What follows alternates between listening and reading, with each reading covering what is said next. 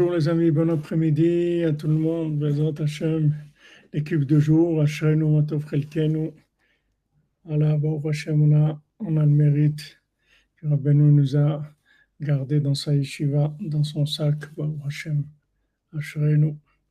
Ashrenu Matov Chelkenu, Manayim Yorelenu.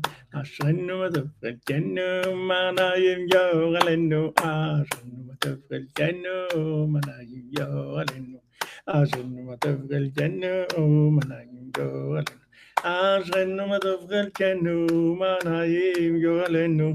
Ashrenu Matov Chelkenu, Manayim Yorelenu. Ashrenu Matov Chelkenu, Manayim Yorelenu. Ashrenu Matov Chelkenu, Manayim Yorelenu. Ashrenu Matov Chelkenu, Manayim Yorelenu. Ashrenu Matov Chelkenu, Manayim Yorelenu. Ashrenu Matov Chelkenu, Manayim Yorelenu. Ashrenu Matov Chelkenu, Manayim Yorelenu. Ashrenu Matov Chelkenu, Manayim Yorelenu.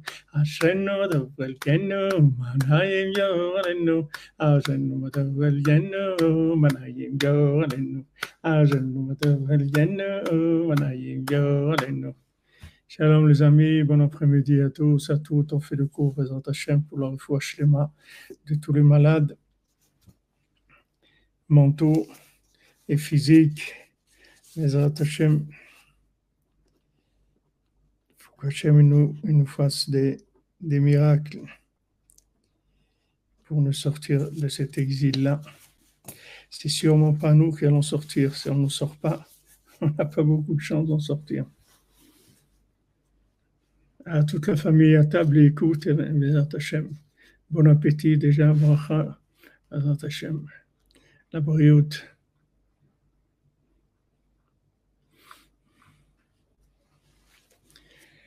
Alors, on fait le cours pour particulièrement refoua du Rav Besançon, Israël Yitzhak ben Fortuné, Mordechai ben Fortuné, Dvorah Miriam bat Korina Yala, Esther bat Chassiba, Shlomo ben Esther, Yochanan Nachman ben Rachel Corinne, Chaim ben Dina, Eli ben Rachel, Chana bat Chaba, Elia bat Agnès, Betzalel ben Patricia Rachel, David ben Dominique Dvorah, Manuel ben Raphaël Azogi, Henri Aaron ben Chaya, Ruth Alexandra Chaya bat Luna Patricia, Yehuda ben Simi. Pour l'élévation de l'âme de Yossi ben Julia, Meir ben Rina, Aïcha Batitou, David ben Shoshana. Donc, Bezrat Hashem, on finit le résumé, le Kitsour de Rabbi Nathan sur la Torah 59. Et Bezrat Hashem, on commencera la Torah 60 demain, Bezrat Hashem.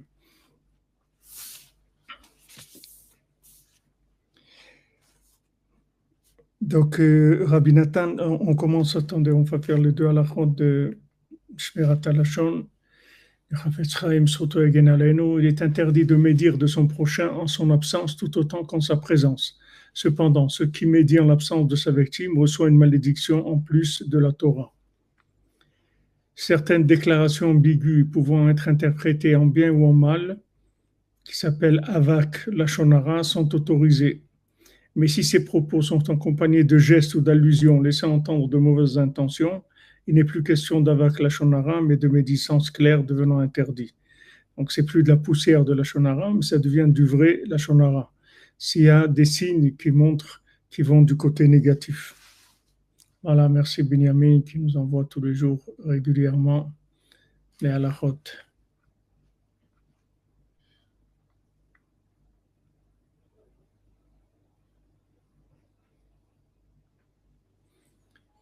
Alors, je vais vous remettre le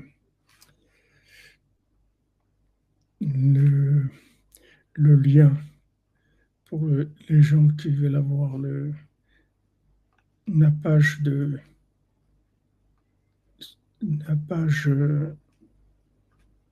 du Sefer Amidot sur la colère en français. Alors, je vous le mets maintenant dans le chat. Ça marche, je l'ai envoyé cette nuit, ils l'ont téléchargé, ils ont dit que ça marchait.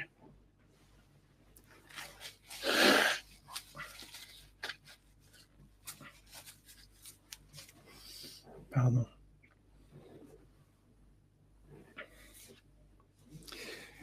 Donc Rabbi Nathan il dit Da sheyesh kama reshaim she'asur lekarvam tachat kanfei avodato itbarach. Sache qu'il y a quelques kama reshaim, il y a quelques mécréants qu'il est interdit de rapprocher d'Hachem, qui est moridim et amekaravam et madrigato, ven koar bamishpat, parce qu'ils font tomber la personne qui s'occupe d'eux, ils la font tomber de son niveau, ven koar bamishpat anal, et il n'a pas la force de jugement nécessaire pour pouvoir éliminer le mal. L'achni arrache la haine pour repousser le mal qu'il y a en eux. Vazaï bakil kul gadol bekama prinot comme voir bifnim. À ce moment-là, ça entraîne plusieurs problèmes, comme on le voit dans la Torah. Alken ze amishtadel le karev nefashot. Donc quelqu'un qui s'occupe de rapprocher des âmes. Sarich litpalel harbe la Hashem itbahar shizke leda et mi lerachek et mi lekarev. Il faut beaucoup prier Hachem pour qu'il sache qui est-ce qu'il faut éloigner et qui est-ce qu'il faut rapprocher. Donc il y a quelques personnes, je dis bien quelques personnes, parce que c'est assez rare, mais il y a quelques personnes qu'on ne peut pas rapprocher, c'est-à-dire qui ont un niveau négatif, un niveau un niveau de colère qui dépasse notre capacité de jugement pour pouvoir éliminer cette colère-là. En général, le signe qu'on nous a donné quand on a demandé ça, comment on fait pour savoir? Alors le signe, c'est que c'est les gens qui parlent plus que vous.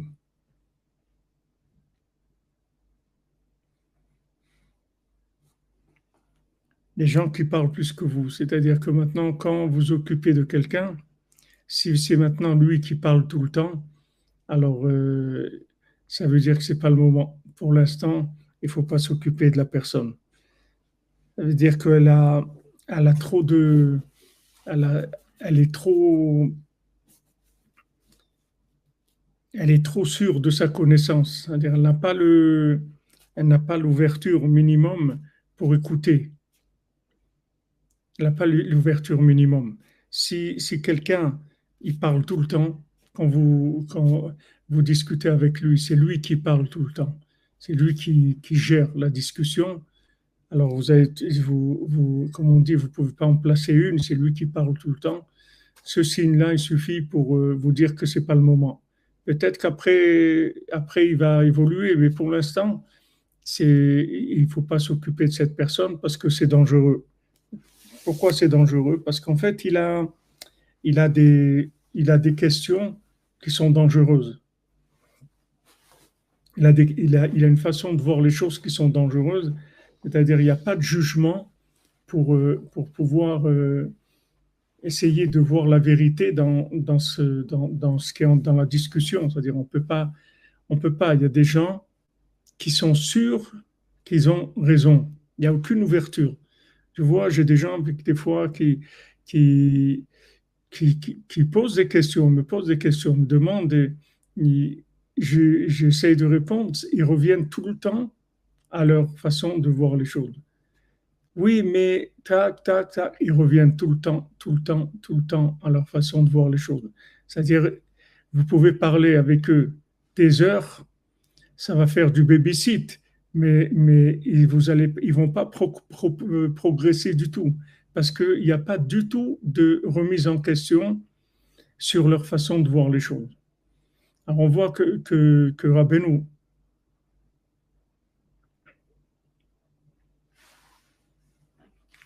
Saint-Pétersbourg, Razak Stéphane, on voit que Rabbeinu, il s'est occupé des apicorsim d'Ouman, des aristocrates d'Ouman, des philosophes d'Ouman, mais il a dit à Rabbi Nathan de ne pas parler avec eux.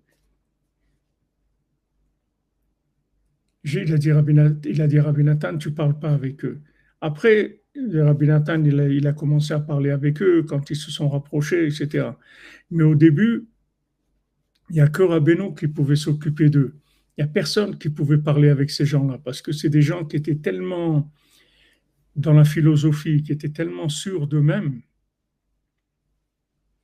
que ce n'était pas possible. On ne pouvait pas en placer une. Ben, quand vous dites, Madame Margaret, aussi, on ne se comprend pas, c'est ça, on ne se comprend pas. Qu'est-ce que veut dire on ne se comprend pas? C'est-à-dire qu'il n'y a pas d'ouverture. Il n'y a pas d'ouverture, c'est un monologue, c'est-à-dire la personne, elle parle, elle parle, elle parle, elle parle. Et si vous arrivez à en placer une, et au milieu de tout ça, c'est juste vous servez comme du mur pour quelqu'un qui joue au tennis contre le mur, c'est tout. Mais il y a pas une possibilité d'échange véritable, c'est-à-dire de pouvoir. Alors ça, c'est un signe que cette personne-là, il ne faut pas s'en occuper, pas pour l'instant du moins. Pour l'instant, vous la laissez dans sa façon de voir les choses. Et après, si elle a le mérite, vous pouvez bien sûr prier pour elle, donner, donner la tzedaka pour elle. Vous pouvez faire des bonnes actions pour son mérite. Mais il faut, on peut pas discuter. On doit passer par des interventions divines. On ne peut pas discuter. Nous, en tant qu'êtres humains, il y a des fois où il faut reconnaître notre limite. Voilà, comme vous dites, dialogue de sourds. C'est-à-dire, il y a pas d'échange, en fait. Exactement. C'est-à-dire, la personne, elle est sourde, elle parle, c'est tout. Elle parle, elle vous débite ce qu'elle a à dire, c'est tout. Mais il y a rien, il n'y a pas d'écoute. Il y a rien. Ça, c'est le signe qu'il ne faut pas s'en occuper. Mais il y a toujours une possibilité, c'est de faire l'intervention divine, c'est-à-dire de prier pour elle, donner une tzedaka pour elle, une étude pour elle, une bonne action pour le mérite de cette personne, pour que Hachem il ait pitié et qu'il la délivre de son. Et on voit en général, Amen, chips, Amen, pour le mérite des gens qui parlent tout seuls. Aïe, aïe, aïe. Hachem vous bénisse, bracha ve'atzlacha, bezat Hachem. On voit que c'est rare, c'est-à-dire quand je voyais avec le Rav Besançon chez Yehiye, les gens qui se rapprochaient, rarement il y avait des gens qui étaient des gens comme ça, des parleurs qui parlaient tout le temps, etc. En général, la plupart des gens étaient toujours à l'écoute. C'est pas des gens qui parlaient. Des gens qui écoutaient et tout. Ils étaient là à écouter. De temps en temps, on pouvait avoir des questions, mais c'est pas du monologue.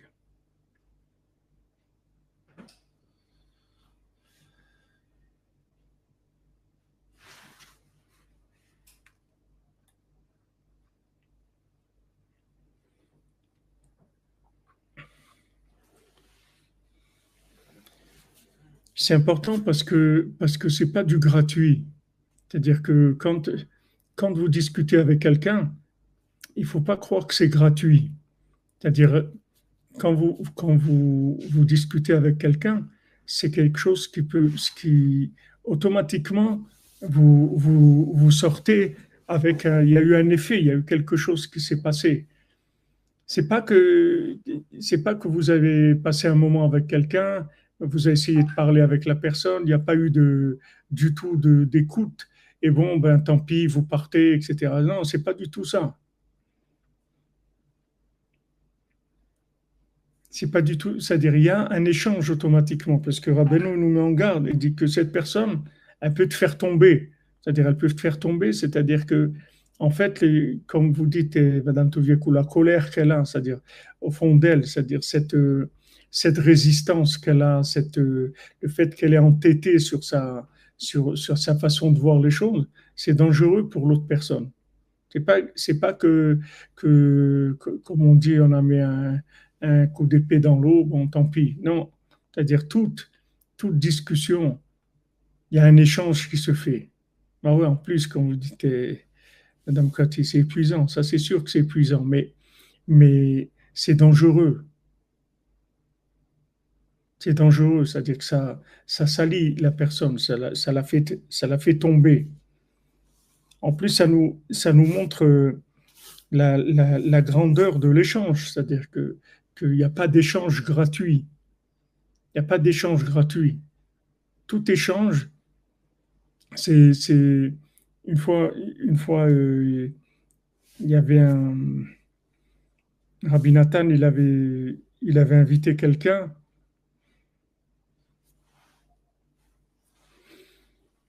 Vous demandez quelle prière doit-on faire pour qu'on ne nous fasse pas tomber. Eh bien, ce que vous dites là, demandez à Hachem. Éloigne de moi les personnes de qui je ne dois pas m'occuper. Et vous demandez d'un autre côté qu'Hachem, il a des livres. Il a des livres qui attendrissent son cœur, qui puisse s'ouvrir.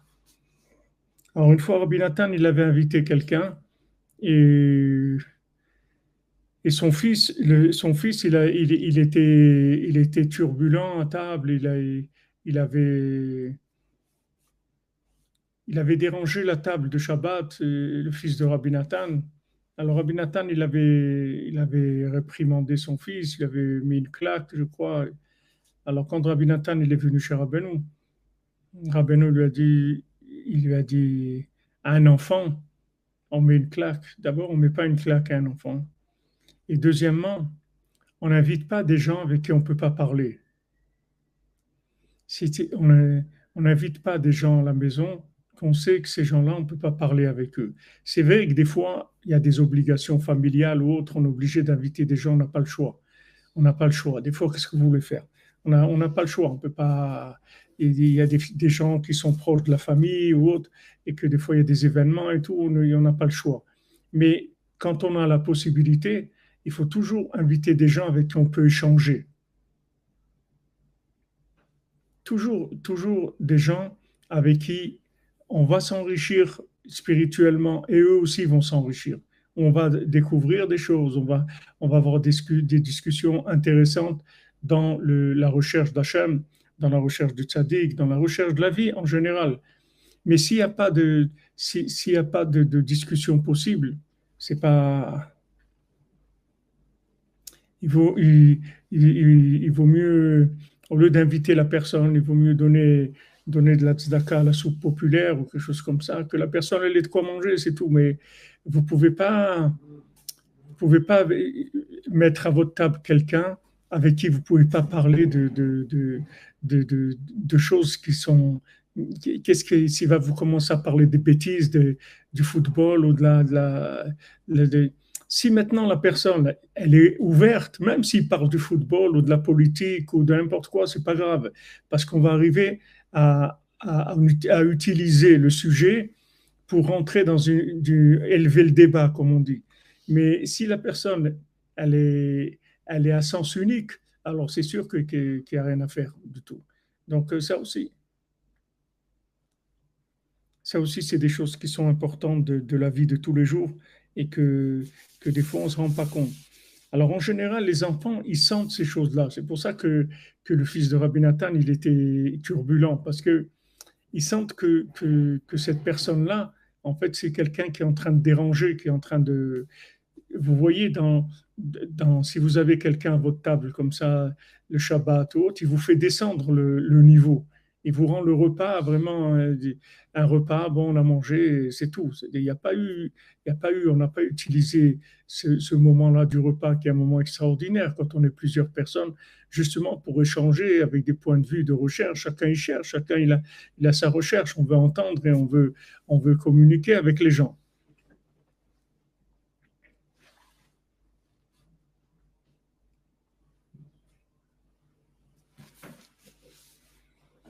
Vous dites c'est le problème de la religiosité. C'est pas que la religiosité, c'est c'est le problème du fruit de l'arbre de la connaissance du bien et du mal.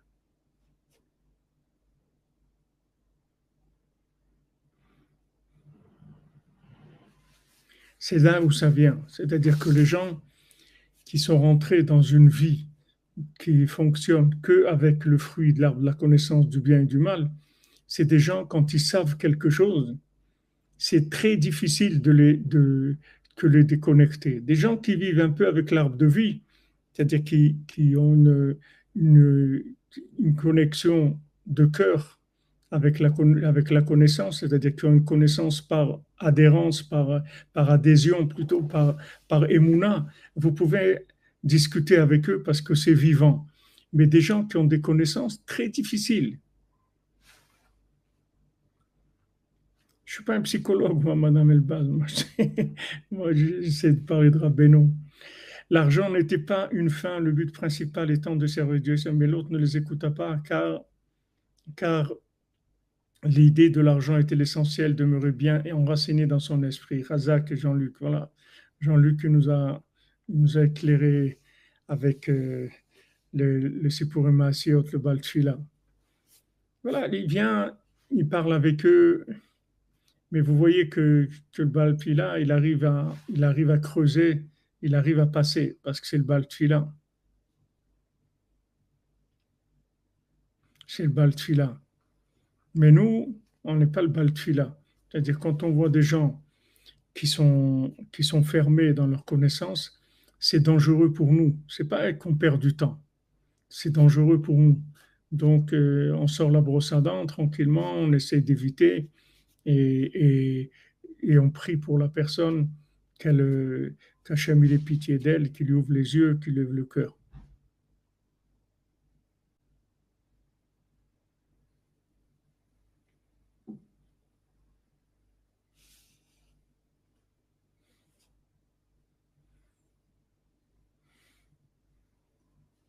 C'est vrai, la technologie, ça a beaucoup bloqué les gens dans beaucoup de domaines.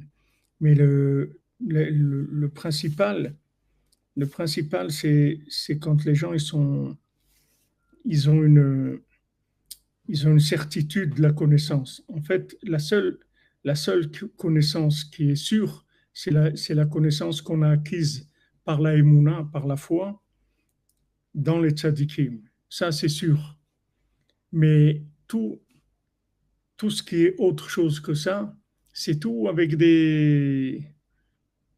c'est tout peut-être, mais c'est pas sûr. Il n'y a rien de sûr. Ce qui est sûr, c'est ce qu'on reçoit du tzaddik. Ça, c'est sûr. C'est de la connaissance qui est sûre. Ça, vous pouvez vous y appuyer 100%. Mais toutes les connaissances qui sont des connaissances analytiques, des connaissances d'observation, c'est tout possible que ça soit complètement faux. C'est tout possible que ça soit complètement faux. On ne sait pas.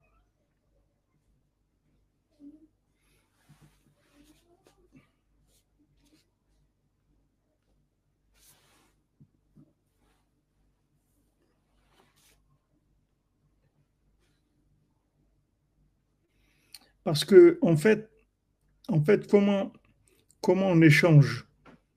Comment on échange? C'est-à-dire, comment il nous a expliqué Rabbeinu ici qu'on échange? C'est avec si vous voulez, la notion shabbatique. C'est la notion shabbatique. C'est-à-dire que maintenant, il y a un niveau où on est tous d'accord sur le côté absolu de Dieu, c'est-à-dire on croit en Dieu, on sait que c'est lui l'ultime, la réponse ultime, c'est lui la cause de toutes les causes qu'il y a dans le monde. Maintenant, quand on est persuadé de ça, comme on a vu cette nuit, c'est-à-dire on a le tefillin de la tête et le tefillin du bras. C'est-à-dire que quand maintenant le tefillin de la tête, c'est-à-dire l'esprit, est branché sur l'absolu, ensuite on passe sur le tefillin du bras qui est le relatif. Et dans le relatif, maintenant on va discuter dans le comment, c'est-à-dire, mais c'est toujours le comment, c'est jamais le quoi. C'est-à-dire que le quoi, il est sûr. C'est-à-dire, il faut que ça soit sûr. Maintenant, si vous avez des gens que sur le quoi ils sont pas sûrs, c'est-à-dire qu'ils sont pas sûrs que l'absolu c'est Dieu et que c'est lui la cause de toutes les causes, la réponse à toutes les questions et l'existence absolue, si les gens ils sont pas avec qui vous communiquez, ils sont pas sûrs de ça, alors vous pouvez pas avancer parce que vous trouverez jamais dans le relatif, vous trouverez jamais un chemin s'il n'y a pas une connexion à l'absolu. Vous voyez, le Baal Tfila, il vient, il s'occupe des gens, il est là, il parle avec eux, il va aider tout le monde à s'en sortir. Mais pourquoi? Parce que il a une connexion à l'absolu. C'est-à-dire que tous ces groupes-là, de qui s'est occupé, eux-mêmes, ils avaient, voilà, exactement, c'est ce qui nous relie, exactement, c'est ce qui nous relie. C'est-à-dire, c'est le lien qui est entre nous, c'est Hachem. C'est ça qui nous relie à tous. Donc, le Bal Tfila, Shalom Yitzhak, Shalom, le Bal Tfila, il a, comment il rapproche ces groupes-là? Parce que ces groupes, ils ont quelque chose tous d'extraordinaire. Tous ces groupes-là qui se sont perdus, ils ont tous quelque chose d'extraordinaire. C'est qu'ils savent qu'il faut un maître. C'est-à-dire tous, ils cherchent un roi qui correspond à leur idéologie. Et le fait que maintenant, ils cherchent un roi qui correspond à leur idéologie, alors ça va permettre après d'infiltrer un roi qui soit un roi d'apparence de leur croyance à eux, mais en fait qui vient amener le message divin, parce que en fait, dans leur croyance, il y a toujours une étincelle de quelque chose de divin. Le fait que maintenant ils ont une soumission et que ils croient qu'il faut un maître, qu'il faut un roi, ça c'est déjà quelque chose d'énorme. Comme Rabbeinu il dit toute la grandeur de la chassidoute, même si maintenant dans des groupes chassides qui se trompent complètement, c'est-à-dire des gens qui prient après, qui font la prière du matin après-midi ou des choses comme ça, c'est des choses qui sont complètement en dehors de la Torah, qui n'ont rien à voir avec la Torah. Quelqu'un l'après-midi, il n'a pas le droit de prier la prière du matin, il doit faire 2 fois mincha, mais il ne peut pas prier la prière du matin à 2 heures de l'après-midi. Il y a un temps pour chaque chose. Alors il y a des gens qui ont déraillé là-dedans, mais malgré qu'il y ait plusieurs choses, ou bien l'alcool, faire des, des, des rendez-vous où on boit de l'alcool, etc. Tout ça, ça n'a rien à voir avec la chassidoute, c'est pas la Torah. Mais il y a une chose que personne ne peut enlever aux chassidim, c'est Emunat Chachamim, c'est qu'ils ont confiance dans leur maître. Ils savent qu'ils font un rave et ils ont confiance dans leur rave. Tandis que Rabbi Nathan, et quand il a rencontré des gens qui étaient des gens opposants à la chassidoute et qu'ils ont parlé de Torah, il a dit ces gens-là, même les maîtres de Torah qui leur enseignent, ils n'ont pas de confiance en eux. C'est-à-dire ils prennent le maître en fait comme juste une source de connaissance, c'est-à-dire comme un livre. Quelqu'un, il lit un livre, il prend un livre et il prend dans ce livre, il prend ce que lui il a envie de prendre, il prend de la connaissance dans le livre. Mais Rabbeinu nous dit non, tu ne peux pas rentrer dans un livre si tu ne te branches pas sur celui qui a écrit le livre, parce que tu ne vas rien comprendre du tout. Parce qu'il y a une personne qui a écrit ce livre. Pourquoi la personne elle a écrit ce livre? Pourquoi si cette personne qui a écrit ce livre? Parce que ce livre, il devait passer par elle. C'est-à-dire que c'est elle, le conduit qui a fait descendre ce livre dans le monde. Donc tu ne peux pas prendre le livre de la personne sans la personne qui a écrit. Tu ne peux pas prendre le livre sans l'auteur. C'est pour ça que quand un auteur n'est pas quelqu'un de valable, on ne lit pas ses écrits. On ne dit pas, bon, on va lire ce qu'il a écrit et on va voir des choses intéressantes. Il n'y a rien d'intéressant. Si la personne n'est pas valable, il n'y a rien à lire de son livre. C'est réglé. Et d'un autre côté, si la personne est valable, il faut s'attacher à elle. Yeder de Zdaka pour un Pidyon Nefesh, pour Violet Esther Badjan. Amen, Bezant Hashem. Isodra Beno, Violet Esther Badjan.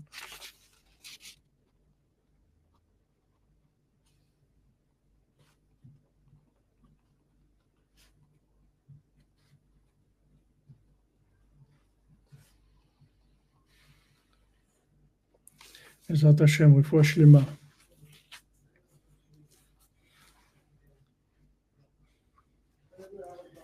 Donc, quand Rabbi Nathan il a vu que ces gens-là, ils ne croyaient pas dans leur maître, c'est-à-dire qu'ils ne considéraient pas le maître du tout, c'est-à-dire juste le livre, c'est tout. Ah, il a écrit ça, maintenant moi je vais prendre toute sa connaissance, je vais me construire avec ça. Je vais prendre la connaissance de cet enseignant, et voilà, je vais construire ma vie avec ça. Ça vaut rien. Ça vaut rien. Quand il a vu ces gens-là, Rabbi Nathan, il a arrêté de parler avec eux, il s'est sauvé, parce que on ne peut pas parler avec des gens comme ça, parce que c'est des gens qui n'ont aucune connexion avec la racine des choses. C'est-à-dire que maintenant, il y a un tzaddik qui a écrit le livre. Rabbi Shimon Bar Yochai, il a fait descendre le Zohar. Mais c'est Rabbi Shimon qui a fait descendre le Zohar. Moshe Rabbeinu, il a fait descendre la Torah. Mais le principal dans la Torah, c'est Moshe Rabbeinu. Celui qui est attaché à Moshe Rabbeinu, automatiquement, il a la Torah, parce que la Torah, elle est dans Moshe Rabbeinu. Mais celui qui prend la Torah sans Moshe Rabbeinu, il n'a pas de Torah du tout, il n'a rien du tout. Parce qu'on ne peut pas prendre la Torah sans Moshe Rabbeinu, ça n'existe pas. Donc ça s'appelle des gens qu'on ne peut pas s'occuper d'eux, c'est dangereux. C'est des gens dangereux parce qu'ils ont limité la connaissance uniquement aux fruits de l'arbre de la connaissance du bien et du mal. Il n'y a pas de connexion avec l'arbre de vie. Il y a une chose, elle vient toujours par un chemin. Il faut voir comment c'est arrivé là. C'est pour ça que nous, dans la Torah, on ne dit pas la fin justifie les moyens. Chez nous, ça n'existe pas, ça. Nous, les moyens, c'est le principal pour nous. C'est le contraire. Nous, la fin, on sait que c'est Hachem qui décide. Mais nous, on fait attention aux moyens. Pour nous, la méthode, c'est ça le principal. Si la méthode, elle n'est pas valable, alors la chose, elle n'est pas valable. Maintenant, un enfant juif, c'est un enfant qui est né d'une maman juive, pas d'un père juif, que d'un père juif. Un père juif, ça ne suffit pas pour qu'un enfant il soit juif. Si la maman n'est pas juive, alors l'enfant, s'il veut, il se convertit. Mais ce n'est pas un juif. Pour être un juif, il faut avoir une maman juive. Parce que la méthode, c'est ça le principal. Si la méthode, elle est valable, alors le résultat, automatiquement, il est valable, même si c'est un tout petit résultat. Mais si maintenant on va chercher le résultat et qu'on a utilisé une méthode qui est pas autorisée par la Torah, qui n'est pas reconnue par la Torah, alors c'est sûr que ça ne vaut rien du tout. Donc ça, c'est des erreurs que des gens y font et malheureusement, c'est la, c'est l'exil de Esav qui nous a rendus comme ça. Comme on a vu cette nuit que maintenant le tfilin sheliad, le tfilin de la main, c'est la malchoute, c'est le pouvoir. Et maintenant, le tfilin de la main, il faut qu'il soit connecté avec le tfilin de la tête. Si maintenant il y a le tfilin de la main, c'est-à-dire le monde de la connaissance, de l'engagement, etc., il n'est pas lié à un but qui est absolu, c'est-à-dire à une notion absolue, c'est sûr que le relatif, il va se perdre complètement. Tout ce qui fait que le relatif, il est valable, c'est parce qu'il est connecté à l'absolu tout le temps. Donc ça, c'est l'approche de tous les livres.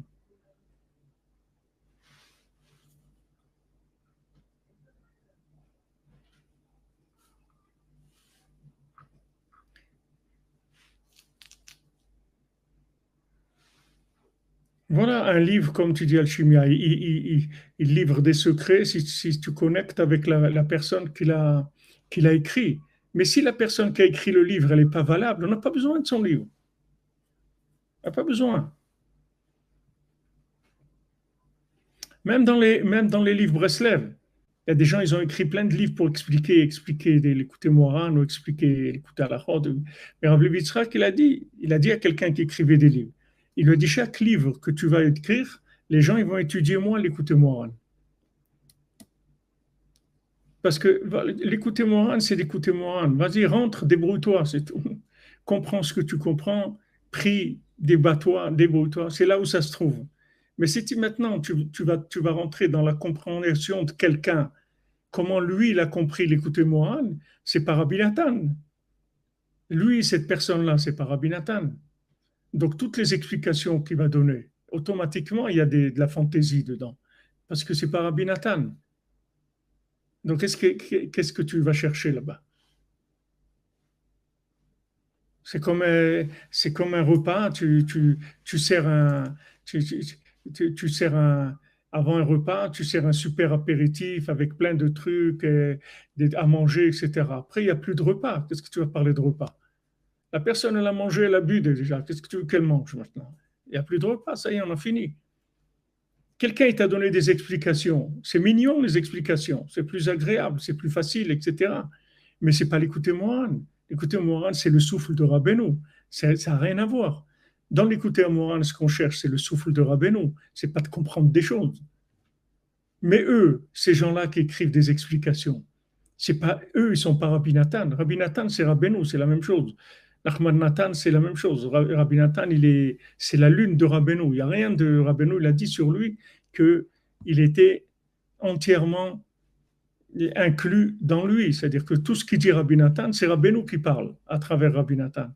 Mais c'est que Rabbi Nathan, c'est tout. Après, il y a à boire et à manger, c'est tout. Comment tu vas savoir? Alors petit à petit, tu vois des gens qui vont vers des explications, et ces explications-là, en fait, elles sont pas liées avec le souffle du tzaddik. Ce qui compte, c'est le souffle du tzaddik. C'est pour ça que les gens qui transmettent, c'est que des gens qui ont du chimouche, qui, ont, qui ont fréquenté les gens, qui ont vu vivre des Breslevers. Si maintenant tu n'as pas vu vivre un Breslever, comment tu vas savoir ce qu'il faut faire? Tu ne peux pas savoir. Quelqu'un qui a appris un métier dans des livres, comment il va. Si tu es un médecin, il a pris la médecine dans des livres, mais il ne faut jamais aller chez lui, il est dangereux, le bonhomme. S'il a jamais été dans n'importe quel médecin, il doit faire des stages à l'hôpital. C'est normal, il doit soigner des gens, il doit apprendre à soigner les gens, il ne va pas apprendre que dans des livres. Mais s'il apprend que dans des livres, c'est un danger public. Maintenant, la chokma, c'est la même chose, c'est-à-dire tu reçois la chokma, d'où elle vient cette connaissance-là? Alors, le Rav Levi Yitzhak, il était très, très dur sur ça. Tu vois des gens humains, ils écrivaient rien du tout. Pourtant, ils auraient pu écrire des livres, plein de livres. Même Rabbi Shimon, le chamash de Rabbeinu, il a écrit des livres. Quand il a vu que quelqu'un, il risquait de les prendre pour les imprimer ou un truc, il a pris tous ses livres, il les a brûlés. Tout ce qu'il a écrit, il a brûlé. Parce qu'il ne voulait pas, parce qu'il savait qu'il n'était pas Rabbi Nathan, c'est tout. Que même si Rabbi Shimon, le chamash de Rabbeinu et tout, il savait où il était. Et il savait que si maintenant lui, il écrit des livres, il a écrit des livres pour lui, pour son plaisir personnel. Mais de là, que ces livres-là, ils soient diffusés, il ne voulait absolument pas. On a bu l'écouter. Mais au Kutib, c'est pas la même chose. C'est que c'est des gens qui sont dans le roi de Rabbeinu, qui sont Biura Likutin, c'est Ravam Ben Nachman, c'est Rav Nachman Tubchiner, c'est Rabbi Nathan, c'est la même chose. C'est-à-dire, il y a eu des gens, Rav Nachman Tubchiner, il a la smicha de Rabbi Nathan. Ce qui te dit Rav Nachman Tubchiner, c'est Rabbi Nathan, c'est Rabbeinu. Mais ça, il a une smicha de Rabbi Nathan. Quand Rav Nachman Tubchiner, il a dit, les gens, ils peuvent être au niveau qu'ils sont, ça peut être des tzadikim beaucoup plus grands que moi, mais s'ils veulent un conseil pour savoir, pour savoir quoi faire et ne pas faire, c'est à moi qu'il faut demander. Pourtant, il était beaucoup moins érudit que le Rav de Tchérin ou les gens de Tirovitsa, c'était des géants de la Torah par rapport à lui. Mais lui, il avait le souffle de Rabbi Nathan, parce que lui, c'est inclus dans Rabbi Nathan. Rav Nachman Tubchiner, quand il est allé imprimer l'écouter à la ronde, il est parti en hiver. Et je crois que c'est Parashat Lech Lecha, comme la semaine dernière. Il est parti en hiver, sans argent, pieds nus. Rav Nachman Tubchiner, il n'avait pas de chaussures, il était pieds nus. Donc toute la route, il était obligé d'entourer ses pieds avec des chiffons, des morceaux de tissu comme ça pour pas que ses pieds gèlent. Et c'est comme ça qu'il est parti sans argent, sans rien, jusqu'à qu'il a à pied, jusqu'à qu'il a été en Roumanie et là-bas il a eu des miracles, il a trouvé, il a des trucs, il a eu de l'aide et il a pu imprimer le premier livre du l'écouter à la route. Mais c'est des gens qui ont donné toute leur vie pour Rabbi Nathan, c'est-à-dire ils sont complètement inclus dans Rabbi Nathan. Donc, quand Rav Nachman Tubchiner, il dit quelque chose, c'est avec la smicha de Rabbi Nathan. Rabbi Nathan, il lui a dit, tu vas continuer, c'est toi qui continueras quand je vais partir. Il lui a dit explicitement, il lui a donné la smicha. Et Rav Avram ben Rav Nachman, c'est aussi il a reçu de son père. Il a reçu de son père, il a donné sa vie entière que pour Rabbeinu. Il n'avait rien dans sa vie, il avait que ça. Et après, ça y est. Après ça, ça y est. Il n'y a plus des gens de cette dimension-là. Il y a des livres comme celui de Rav Kramer où juste il ramène les psukim, il ramène les choses. C'est bien ça. C'est comme tu dis quelqu'un qui traduit. Il donne pas son chat. Non, il y a des choses où il y a des pchats. J'ai vu des fois des choses qui sont... C'est-à-dire quand tu vois l'écouter à la honte, tu vois qu'il y a des choses qui sont pas... Il y a des choses qui sont pas tout à fait en accord. Il faut prendre le côté... C'est comme quelqu'un qui traduit, c'est tout. Normalement, il traduit. Mais même, on dit traduire, c'est trahir. Même quelqu'un qui traduit, il va automatiquement avoir sa façon aussi de voir les choses. Qu'est-ce que tu veux? C'est ça la pauvreté, c'est-à-dire quand on a besoin on n'a pas le choix, on n'a pas le choix parce qu'on est obligé d'utiliser des livres qui vont nous expliquer des choses. Mais il faut revenir tout le temps. L'étude principale, c'est l'écoute morale. C'est ça l'étude principale. L'écoute morale, c'est pour Emma Asiot, c'est faire un midot, l'écouter Etzot, Kitsur, l'écoute morale. Ça, c'est le principal de l'étude. Il faut s'investir parce que là-dedans, la différence avec les autres livres qui peuvent expliquer, c'est que là-dedans, il y a le souffle du tzaddik. Et c'est ça qu'on cherche. Ce n'est pas de la connaissance qu'on cherche. On cherche le souffle, la présence. Et la présence, elle est là, elle n'est pas ailleurs. Et der tzedaka pour la Geoula, Bekarov, Meod, et la reconstruction du troisième temps, reconstruction et rebâtie de nos jours. Amen. Vous êtes Hachem, Bissoud Rabben Kadosh, Veshune Frailia, Papikien, Adraba. Merci, Madame Calfon. Jamais vous bénisse, Bissoud Hachem.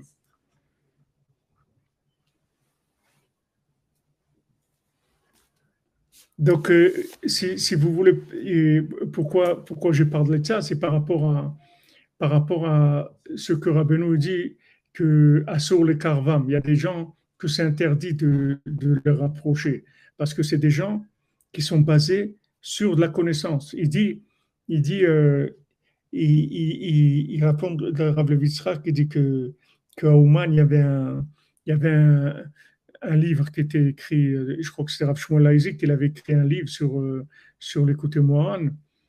Et dans le livre, c'était écrit, c'est-à-dire il donnait des explications, et à la fin, il disait Kamova l'écouter Moran. C'est-à-dire il expliquait ce qu'il avait expliqué. Après, il disait comme on voit dans l'écouter Moran. Mais il dit Rabbi Nathan, c'est pas comme ça. Rabbi Nathan, il t'amène d'abord l'écouter Moran. Et tu dis, voilà, ça, cette partie de l'écouter Moran, maintenant on va travailler avec ça. Ça, c'est le principal. Maintenant, lui, après, par rapport à ça, il va te dire des choses. Mais c'est pas le contraire. C'est pas que quelqu'un il dit ce qu'il a à dire et après, et d'ailleurs, ces livres-là, ils sont pas restés, ils n'existent plus. Parce que Rabbi Yitzhak, il a vu un Ouman, ces livres-là. Mais ils n'existent plus. Mais à Ouman, il y avait des gens, c'était des géants de Torah. C'est des géants de Torah. C'est des gens qui pouvaient écrire des livres, tous. Mais tu vois que jamais quelqu'un il a osé écrire un livre parce qu'ils étaient terrorisés de pouvoir se tromper, dire quelque chose parce qu'ils savaient qui ils étaient. Malgré qu'ils, même les grands comme hein? On n'a pas le droit d'expliquer. Si, on a le droit de parler. Tu as le droit de parler. Si tu es battel, si tu fais de Bodédout, si tu fais les bachatzot, si tu fais des sortes de Rabbeinu, tu as le droit de parler. Mais tu as parlé. C'est pas comme si tu as écrit un livre. Si tu as écrit un livre tu dis c'est ça le Breslev, tu peux écrire si tu veux un livre même. Mais tu dis voilà, c'est mes élucubrations à moi. Voilà, moi j'ai truc et tout. Des fois ça peut intéresser des gens, etc. Mais c'est pas le livre de Rabbeinu. C'est pas le livre de Rabbeinu. Parler, tu dois parler. Après, la transmission s'est faite avec des gens qui ont parlé. Il n'y a pas de problème. Mais l'écrit, c'est autre chose. C'est-à-dire, l'écrit, c'est autre chose. Et même parler, c'est-à-dire que des gens qui n'ont pas du chimouche, ils n'ont pas à parler. C'est-à-dire, de quoi il va parler? Quelqu'un, il a lu un livre et maintenant, il n'a aucune idée de ce qu'il y a autour de tout ça. Il va comprendre des choses comme il les comprend. Qu'est-ce qu'il va faire avec tout ça?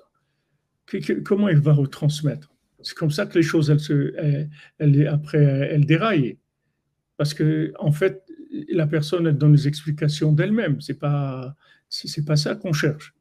Il faut quelqu'un qui soit cachour avec le tzaddik, massour avec le tzaddik, qui se donne attaché au tzaddik, qui donne sa vie pour le tzaddik, et surtout qui a vécu avec des gens qui ont reçu ça, le souffle de Rabbeinu, de Rabbi Nathan.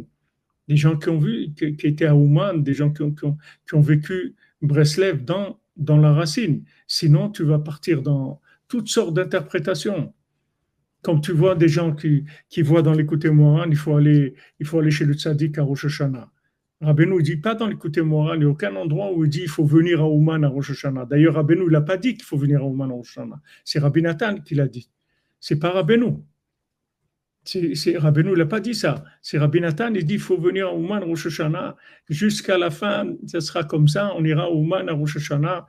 Et Erev Rosh Hashanah, on fait Tikkun HaKlali et Vidou sur le Tzion de Rabbeinu. Et Rosh Hashanah, à Ouman, on prie dans n'importe quel minyan dans la ville. Mais il faut être là à Rosh Hashanah. Mais ça, c'est Rabbi Nathan Mais si tu vois dans l'écoute-moi, c'est écrit qu'il faut aller chez le tzaddik. Et il y a des gens, ils vont chez des rabbanim. Ils disaient, voilà, c'est écrit qu'il faut aller chez le tzaddik. Ça, je te donne une erreur grossière qui te fait rigoler quand tu vois ça, quand tu sais ce que c'est. Mais ça, c'est quelque chose d'évident pour quelqu'un qui est déjà dedans, qui a soit des parents, soit des amis, soit qui sait qu'on lui a dit qu'est-ce que ça voulait dire. Quand Rabbeinu dit qu'il faut aller chez le tzaddik, ça veut dire qu'il faut aller à Ouman à Rosh Hashanah. Mais même ça, tu vois déjà aujourd'hui, c'est un petit peu discuté. C'est-à-dire il y a des gens qui sont un peu, qui ont un petit peu dévié là-dedans. Et qui pensent que bon, c'est pas sûr que c'est ça, etc. Alors que c'est quelque chose qui est transmis clair par Rabbi Nathan. C'est clair. C'est-à-dire, maintenant, c'est une notion qu'il n'y a aucun doute sur ça. Avraham ben Nachman, voilà, il retournait à Ouman tous les ans pour Rosh Hashanah. Pendant 20 ans, il a fait ça. 20 ans. Ce n'était pas un avion de 3 heures ou 4 heures. C'est toute l'année qui s'en va presque pour aller à Ouman. La moitié de son année, elle partait pour le voyage, aller, revenir, et après il allait un peu dans les communautés là-bas, avec les gens, etc. Mais c'est toute sa vie. 20 ans, il a fait ça. Pourtant, Avraham ben Nachman, ce n'est pas quelqu'un qui perdait du temps. C'est quelqu'un qui calculait tout dans sa vie. Il ne perdait pas une minute. C'est un homme qui a passé toute sa jeunesse dans les forêts. On savait pas, personne ne savait où il était. Même Pourim, personne, Rav Levitzra qui dit, même Pourim, personne ne savait où il était. Il était là le matin, la Megillah, truc, après ça y est, il disparaissait, personne ne savait où il était. Après, il revenait le soir avant Mincha, c'est tout. Mais personne ne savait où il était. Il était comme ça tout le temps. Les gens, ils ne savaient pas ce qu'ils faisaient. C'est des gens qui étaient toute leur vie. Alors, eux, ils connaissaient la halakha, c'est-à-dire ils savaient comment il faut prendre les choses. Tu as besoin d'un référentiel parce que tu ne sais pas interpréter ce qui est écrit. Maintenant, je te donne une erreur grossière. Mais par exemple, Chatzot, c'est la même chose. Il y a des groupes Breslev, ils ne parlent pas de Chatzot. Tu ne vas pas les entendre parler de Chatzot. Mais par contre, faire un kollel Erev jusqu'à 11h du soir, étudier le soir, ça, ils vont faire. Alors que c'est écrit Beferouche, le Noam Elimelech qui était Talmidim du Maguid, le Noam Elimelech, c'est Talmid du Maguid qui était Talmid du Baal Shem Tov. Il n'y a pas chez lui, c'est tout fermé. Et après Arvit, il était enfermé et tout. Il n'y a pas de Torah, il n'y a pas de Tfila, c'est fermé, c'est tout. On commence à Chatzot, on ouvre les portes à Chatzot, ça commence. Ça, c'est des choses qui viennent du Shimouch. Tu ne vas jamais voir, comme je te dis à Rosh Hashanah, tu ne vas jamais voir un Breslever qui se lève par Chatzot, ça n'existe pas. Ça n'existe pas. Ça n'existe pas. Maintenant, il peut dire je suis un apprenti Breslev, je suis en train d'apprendre, pas de problème. Chatzot, c'est pas quelque chose qui est évident à rentrer dans la vie. Il faut se coucher tôt, il faut avoir les forces de se lever. C'est pas facile à faire. On est d'accord. Mais ne dis pas que c'est Breslev, ne dis pas que c'est ça Breslev. Ne dis pas voilà maintenant on a une yeshiva Breslev, on a un truc, mais on se laisse pas Chatzot. Il n'y a pas. Même la yeshiva de Breslev de Bnei Brak, les gens qui veulent se lever à Chatzot, ils se lèvent. Maintenant, une fois par semaine, ils vont tous ensemble, mais tous les soirs, ceux qui veulent se lever à Chatzot, ils se lèvent, mais il faut qu'ils soient à la prière à l'heure, c'est tout. Mais il n'y a pas de... Je veux dire, c'est des notions qui qui sont de la base. Tu ne vas pas voir à Ouman quelqu'un qui ne se lève pas à Hatzot. Tu prends toutes les Keilah d'Ouman, tous les élèves de Rabbi Nathan ou de Rav Nachman, tout ça n'existe pas quelqu'un qui ne se lève pas à Hatzot. C'est le centre, c'est le cœur de Breslev. Et maintenant, malheureusement, aujourd'hui, moi je connais, il y avait ici, je l'ai connu ici quand j'étais Bachour encore, avec Avram Ben Mordechai Filbert Boim Shalom. C'était un Breslever d'ici il étudiait avec Rav Cheshin, Rav Shalom, Rav Belbel Cheshin, tous les matins, à 5 heures du matin, Rav Cheshin, il donnait un shiur d'écouter Moran. C'est des gens, ils étaient pétris dans Breslev, c'est des Breslevers de tout leur corps et leur âme, c'était Breslev. Mais il y avait deux choses, c'est tout, c'est Chatzot et le Shulchan Aruch, c'est tout. Il n'y a pas de Chatzot et Bodedut, Shulchan Aruch, c'est tout. Et des fois, quand je passais le Shabbatot chez ma fille à Kehat Sefer, quand après on faisait un peu la route ensemble, il m'a dit, quand tu parles aux gens, parle de Chatzot et de Bodedut, parle de ça tous les jours. Je dis, c'est ce que je fais. Il m'a dit, parle de ça tous les jours, parce que c'est en danger. Parce que les gens, ils sont en train de transformer Breslev, de le présenter sous un autre angle. Celui qui travaille la nuit, il travaille la nuit. On ne parle pas de gens qui ne peuvent pas. On parle de gens qui peuvent. Ils ont l'électricité, ça va mieux l'électricité. C'est pas à Ouman, vous demandez. Hein? Mon beau-frère, il était à Ouman. Il est revenu du tout. Quand maintenant, cette semaine? Shabbat. Ah, ce Shabbat, ils avaient l'électricité. Oui, ça fait 2 Shabbats qu'ils ont l'électricité, mais dans la journée, ça coupe encore. Mais ils ont dit que d'ici la fin du mois, normalement, Bezrat Hashem, ça va être réglé. Les gens ne prennent pas, les gens ne prennent pas le médicament comme il faut. Après, ils s'étonnent que ça ne marche pas. Mais parce que il faut prendre des choses comme il faut, sinon ça ne marche pas. Tu peux pas, ça c'est notre affaire. Mais au moins de savoir que c'est comme ça, c'est tout. Après, quand tu peux, tu fais Hatzot une fois par semaine, c'est une fois par semaine, fais quand tu peux. Mais tu sais que c'est ça, il faut arriver à ça. C'est ça le moteur de Rabbeinu.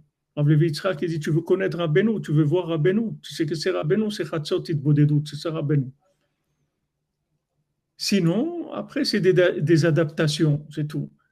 C'est du playback. Il y a du playback, tu prends quelque chose et tu en fais un autre union. Tu comprends? Après, ça perd son goût, ça perd sa force, c'est pas la même chose. Donc ça, c'est le même principe que c'est des gens que c'est assourd de parler avec eux. C'est-à-dire que les gens qu'on rapproche que c'est assourd de parler. Non, je ne parle pas que ces gens-là, c'est assourd de parler avec eux, mais je veux dire, c'est le principe, ce principe-là, c'est la même chose. C'est des gens qui sont basés sur des connaissances à eux, et voilà, il n'y a rien d'ouvert. Tu ne peux pas discuter avec eux. Alors ces gens-là, ils te disent, il ne faut pas que tu t'occupes d'eux, laisse-les. Laisse-les parce que c'est dangereux. Ça va te donner de la colère, en fait. Parce que tout le monde, ils sont comme ça. Quoi, tout le monde? Même nous, on est comme ça. Mais... Pourquoi on est comme ça? On est là, voilà, tu es là, pourquoi on est comme ça? On écoute, on parle, pourquoi tout le monde est comme ça? On échange. On n'a pas des connaissances qui sont figées. On discute avec les gens, on écoute. On parle et on écoute aussi. Il te dit ici, c'est quelques Kamarechaim. Il y a des gens comme ça. Quelques-uns. La plupart des gens, ils ne sont pas comme ça. Pourquoi ils les appellent Rechaim? Mais un rachat, c'est quoi un rachat? Non, il y a des gens qui vont parler plus, vont parler autant. Non, mais parce qu'ici, de quoi on parle? On parle de rapprocher des gens. Ouais, mais... C'est des gens qui sont dehors, c'est des gens qui sont en train de faire des bêtises, ils sont dehors. Tu comprends? Tout ce qu'ils parlent ici, c'est de ramener des gens qui sont dehors. Mais ici, ils les appellent des Rechaim. Avant, ils disent des Nefashot que tu vas rapprocher. Mais ici, des Rechaim. De toute façon, ils font des fautes. Voilà. Ils ont des fautes. Quelqu'un qui ne vient pas demander des conseils. C'est-à-dire qu'il est bien ou qu'il est. Il se sent bien où qu'il est. Mais même un fou, il se sent non. Un fou, il se sent plus normal que les autres, que tout le monde. Alors, c'est quoi mon travail? Qu'est-ce que ça veut dire ton travail de quoi? Pour faire le kiro. Le kérouv, je te dis, le kérouv, ce qu'il dit ici, Rabbeinu, le kérouv, c'est que la personne, elle écoute. Si la personne, elle n'écoute pas, tu n'as pas d'obligation de kérouv. Tu peux prier pour lui, tu peux donner tzedaka pour lui, tu fais un pidyon, tu peux faire du limoud pour lui, tu peux faire offrir un repas à des pauvres pour lui, pour son trou, et tout, mais pas, tu peux pas en direct, c'est fermé. Il est emprisonné. Une trauma pour qu'on puisse avoir le mérite de ne jamais rater un chatzot. Amen, amen. De notre vie, Bézat Hashem, Aaron, Hazak. Vive les fous, voilà comme vous dites. Qu'est-ce que c'est un fou? Un fou, il croit qu'il est normal. Un rachat, comment ça se traduit en français? Un rachat, c'est un mécréant, comment on dit? Il y a un autre mot, j'ai vu cette semaine, j'ai oublié. Une bonne traduction pour rachat, mais j'ai oublié. C'est quelqu'un qui est dans le mal, dans les fautes. Il fait des fautes, il est dans le mal. Parce qu'après, en fait, ça donne de la colère. Ça entraîne du chaos, ça va donner de la colère. C'est ça le problème. C'est-à-dire, les gens qui sont comme ça imperméables, que tu ne peux pas discuter avec eux, après, ça entraîne de la colère. C'est ça le mal qui donne. Et la colère, c'est un chemichement, comme on a vu. Donc, bon, Hachem, on a donné le lien de Sefer Hamidot. Il y a quelqu'un qui nous a envoyé le texte, donc je voulais faire parvenir et je préparais aussi Blinéder le texte du l'écouter Etzot aussi en français pour qu'on les ait. C'est chez nous, Mademoiselle Frima, qui l'entraîne, parce que eux, c'est déjà des gens en colère. C'est des gens qui sont complètement dans la colère. Un rachat, c'est quelqu'un qui est dans la colère. Il est entièrement dans la colère. Il est en révolte totale. Mais le problème, c'est qu'il donne de la colère à ceux qui sont malfaisants. Tu dis, Aaron, malfaisant, quelqu'un de malfaisant, qui fait le mal. Ouais, c'est possible. Baruch Hashem, voilà. On remercie Dovan Benita, qui est le Srout Bezat Hashem, de toute cette afatsa là, qui est faite grâce à lui, toute cette distribution de Baruch Hashem. Alors voilà, on a un impie aussi, ouais. Impie, ouais, aussi. Un impie, voilà. Exactement.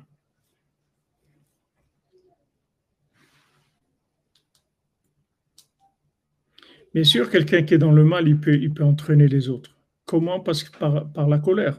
C'est-à-dire quand vous vous trouvez devant un mur, quelque chose où vous ne pouvez pas du tout communiquer, ça donne de la colère à la personne.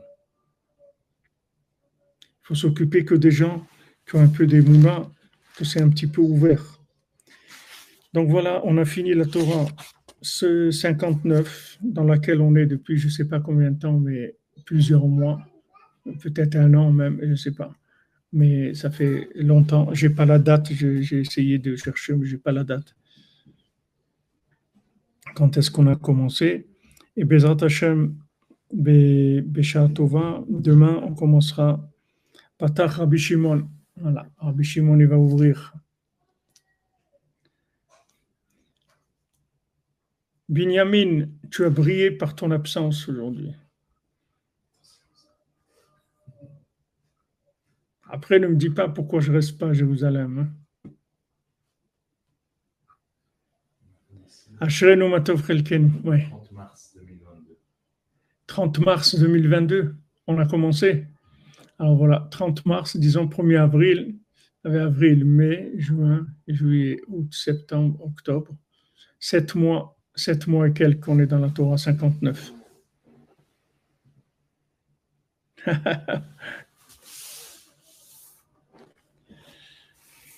Ah oui, ton silence aussi, il était éloquent, Benjamin. Ashrenu matov chelkenu, umanayim yoralenu. Ashrenu matov chelkenu, umanayim yoralenu. Ashrenu matov chelkenu, umanayim yoralenu. Ashrenu matov chelkenu, umanayim yoralenu. אשרנו מה טוב חלקנו, מה נעים גורלנו. אשרנו מה טוב חלקנו, מה נעים גורלנו. אשרנו מה טוב חלקנו, מה נעים גורלנו. אשרנו מה טוב חלקנו, מה נעים גורלנו. Alors l'écoutez tfilote.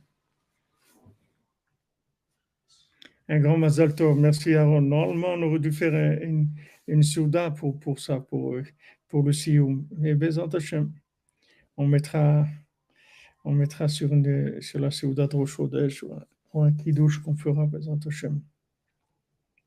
Alors, l'écouter de Filote, passage de l'écouter de Filote.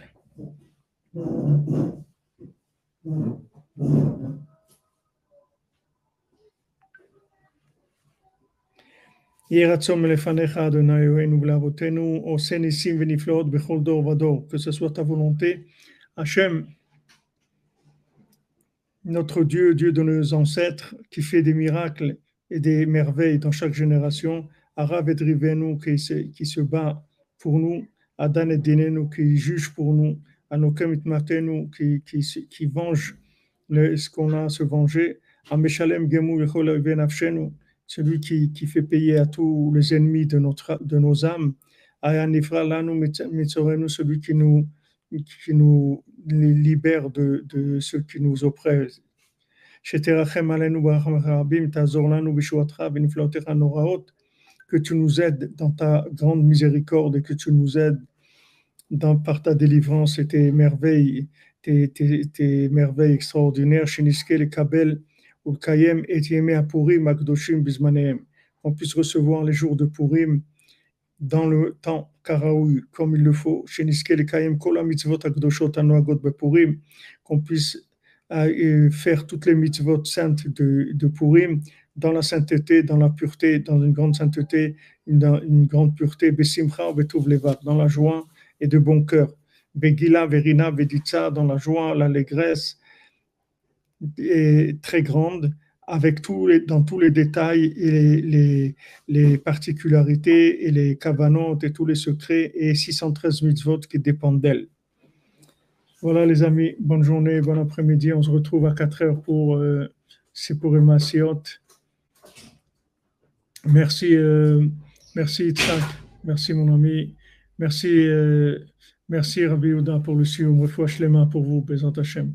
Que le Sioum, ça fasse chez vous le Sioum de tout le mal, de toutes les maladies, de tout, Bezat Hashem, que vous soyez entièrement Mitradesh, votre gouf, il soit entièrement renouvelé, Bezat Hashem, gouf benefesh.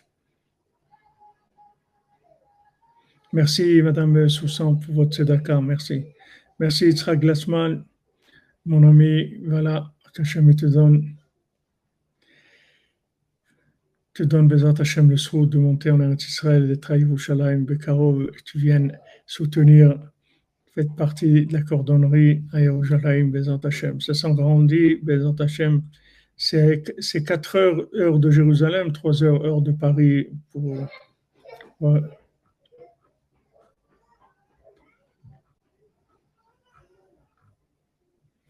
Voilà, des bonnes nouvelles pour tout le monde. Bezat Hashem, portez-vous bien. On avance.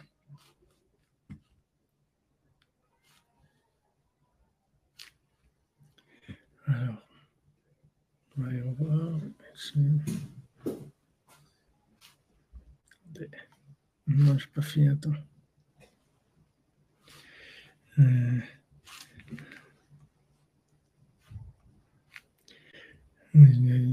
Est-ce que ça a été la transmission aujourd'hui? Il n'y avait pas de problème? C'était pas saccadé, il n'y a pas de problème?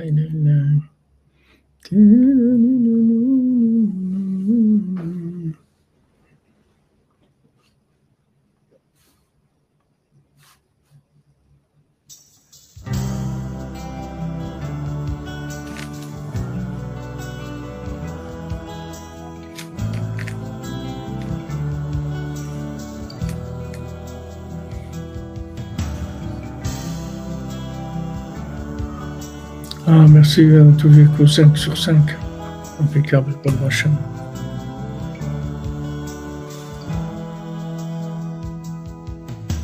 על גדות נהר ברוג היה צועק, בברסלב בוער אש, מעבר אותה בליבי. כשזרקו אבנים